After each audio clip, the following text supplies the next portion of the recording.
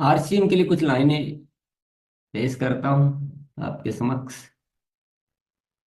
ये आरसीएम हमको मिला कोई नायाब करिश्मा है। जितनी भी की जाए कम है, इस तोहफे की महिमा है। परमात्मा ने खुद आकर जैसे हमें जगाया है, अपनी झोली में से हमको कितना प्यार लुटाया है।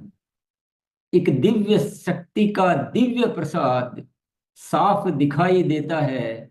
मन की वीणा का मधुर गीत साफ सुनाई देता है। ऐसे लगता जैसे हमारे कोई फरिश्ता साथ चल रहा, ऐसे लगता जैसे कोई हम पर दिव्य अमृत की बरसात कर रहा। और जब हम इसको ईश्वरीय कार्य मानेंगे तो हमें इसकी दिव्य आभा दिखाई देगी। और उसका परिणाम क्या आएगा? उसका परिणाम आएगा पवित्रता आएगी। फिर हमसे गलत कर्म नहीं हो पाएंगे। फिर हमसे गैर जिम्मेदारी नहीं हो पाएगी। फिर हम इसकी एक एक चीज को, एक एक जो मिला हुआ जो सिस्टम, जो उपलब्धियां जो भी है, उनमें हमें कुछ विस्तार दिखाई देगा, कुछ अपार दिखाई देगा। तो हमारा दृष्टिकोण बदलेगा, हमारा नजरिया बदलेगा, हमारे मन में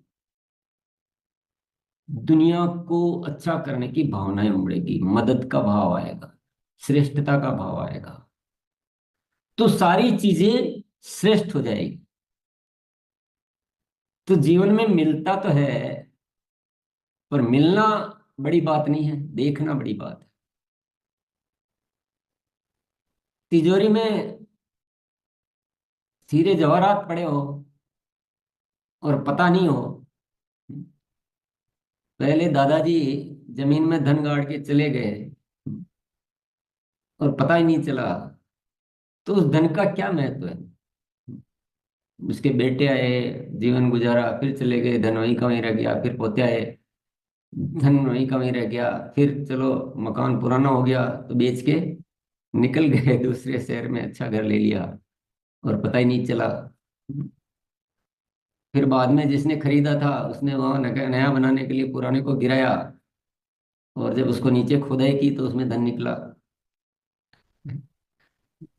धन निकला तो जिनको मिला था उनका हो गया, और जो बेचने वालों को पता लगा तो माथा पकड़ के बैठ गए।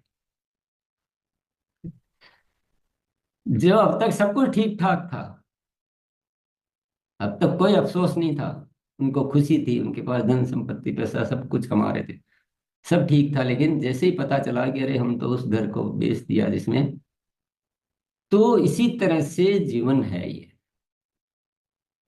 आपके पास अनमोल खजाना है पर दिख नहीं रहा है ना, देख नहीं रहे, तो वो हमारे लिए कुछ व्यर्थ। तो जो साथी देख लेते हैं कि आरसीएम ईश्वरीय कार्य है, उनका अलग रूप होता है। और जो समझते हैं कि ये भी कोई ऐसा ही कार्य है जैसा दुनिया में होते हैं, उनका अलग नजरिया होता है, उनका अलग रूप होता है। क्या उनको भी उतना ही मिल जाएगा जिनको दिव्य दिख रहा है? तो सबसे पहला सबक आज का क्या है? आरसीएम को ईश्वरीय कार्य मानना है। मान सकते हैं? मान सकते हैं या महसूस कर सकते हैं? महसूस करना बहुत जरूरी है। क्योंकि मानना तो शब्दों से, किसी के कहने से, किसी के कहने से मानने से मानना नहीं है। एहसास होना चाहिए कि आरसीएम ईश्वरीय कार्य है। दूसरा सबक आज का क्या है? कि हमें अपने जीवन में ऐसे जीना है कि हर पल ईश्वर हमारे साथ। पहला सबक क्या था आज का?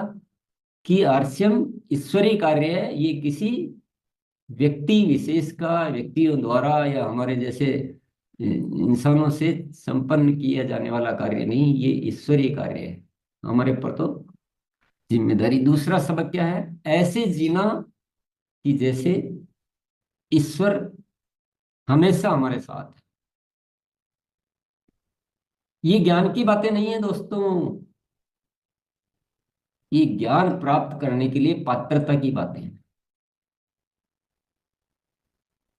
जीवन के सारे समाधान अपने आप आपके पास आएंगे, आकर्षित हो जाएंगे सारे। ये वो पात्रता हासिल करने की बातें।